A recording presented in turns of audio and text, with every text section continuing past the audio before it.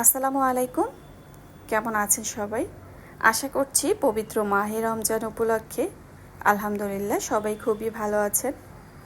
তো যাই হোক, একটা ইলিশ মাছ বের করে নিয়েছি আর মনে মনে ভেবেছি আলু দিয়ে ইলিশের একটু পাতলা ঝোল করব। আর এভাবে রান্না করলে কিন্তু খেতে ভীষণ ভালো লাগে। তো যাই হোক, বেশ কয়েকদিন হয়েছে ইলিশ মাছ খাওয়া হয় না, কারণ অন্যান্য মাছ খেতে গিয়ে বা ইচ্ছা হওয়া জাগেনি, এই জন্য আর কি। যাই হোক, তো ভাবলাম যেহেতু অনেকদিন ইলিশ মাছ খাই না, আলু দিয়ে একটু ইলিশের পাতলা ঝোল করি, খেতে বেশ ভালোই লাগে। তো সত্যি রান্নাটা কিন্তু খুবই মজাদার হয়েছিল, আলহামদুলিল্লাহ খুবই তৃপ্তি সহকারে খেয়েছি।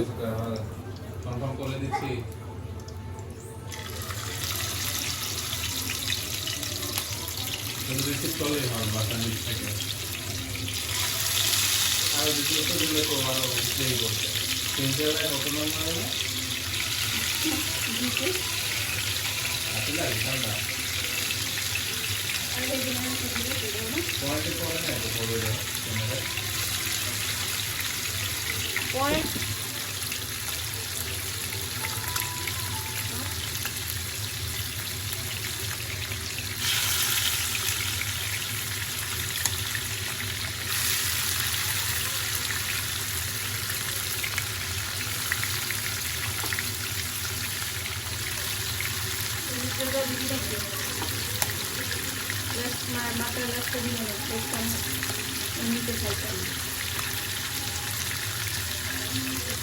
দেবো লাস্টে।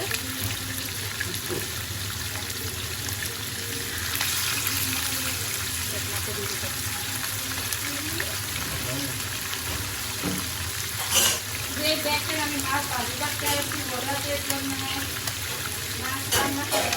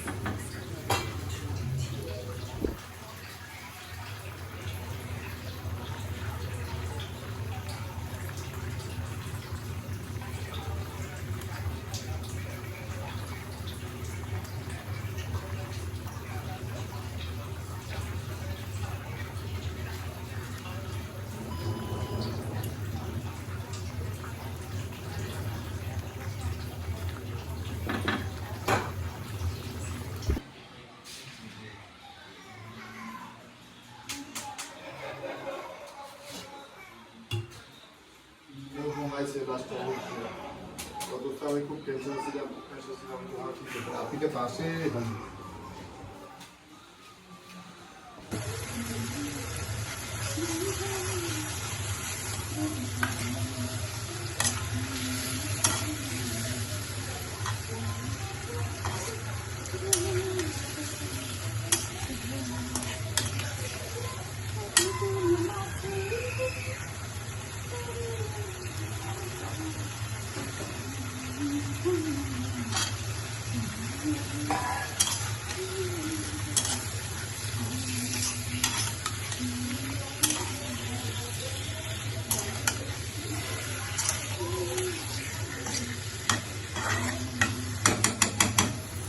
তো ইলিশ মাছটা ভেজে হালকা আলুটাও ভেজে নিয়েছি। তবে এর আগে যতবার আলু দিয়ে ইলিশের পাতলা ঝোল করেছি কখনো আলু ভাজি করিনি। তো কালকে আর কি ভাজি করে তারপরে রান্না করেছি। তো ভীষণ মজাদার হয়েছিল। আর এপাশে আমি ইলিশের মাথা দিয়ে আর লাউ শাক দিয়ে রান্না করব। আর এই লাউ শাকগুলো হচ্ছে আমার গাছের ছাদ বাগানে লাউ গাছ লাগিয়েছিলাম, সেখানে গাছে কিছু লাউয়ের ডগা হয়েছিল, তো সেখান থেকেই লাউ শাক নিয়ে আসা।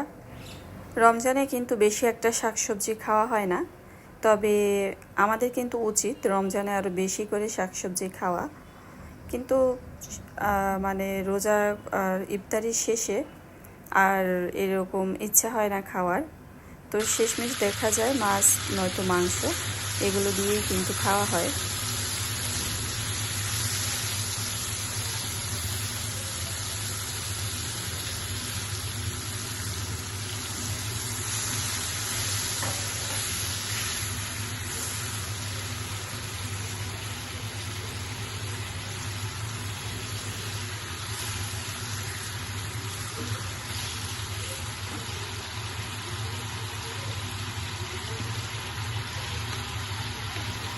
চিংড়ি ভুনাটা ছিল অন্য আরেকদিনের ভিডিও, তো ভাবলাম এই ভিডিওর সাথে শেয়ার করে দিই।